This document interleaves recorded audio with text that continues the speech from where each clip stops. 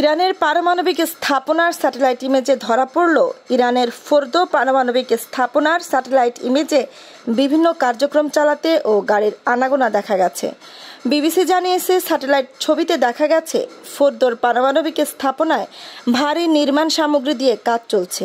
এই পারমাণবিক স্থাপনায় সম্প্রতি বোমা হামলা চালিয়েছিল যুক্তরাষ্ট্র। 29 জুনের ওই এলাকায় স্যাটেলাইট ছবিতে দেখা গেছে একটি এক্সকাভেটর ও ক্রেন পারমাণবিক স্থাপনার এক্সেস রাস্তার উপর কাজ চলছে, যেখানে মার্কিন বাংকার বাস্টার বোমার হামলা হয়েছে।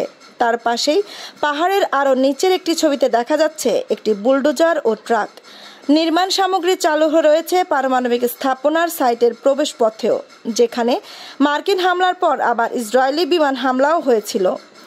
পারমাণবিক অস্ত্র বিশেষজ্ঞ ডেভিড অলব্রাইট 28 জুনের স্যাটেলাইট ছবি বিশ্লেষণ করে বলেন, ওই নির্মাণ কাজের মধ্যে থাকতে পারে বিস্ফোরণে তৈরি গর্ত ভরাট, ক্ষয়ক্ষতির প্রকৌশলগত মূল্যায়ন ও তেজস্ক্রিয় নমুনা সংগ্রহ।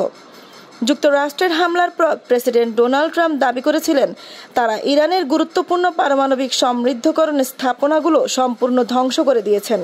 এদিকে আন্তর্জাতিক আণবিক শক্তি সংস্থা IAEA পরিচালক রাফায়েল গ্রোসি শুক্রবার বলেন, ইরান চাইলে মাত্র কয়েক মাসের মধ্যেই পুনরায় ইউরেনিয়াম সমৃদ্ধকরণের কাজ শুরু করতে পারে।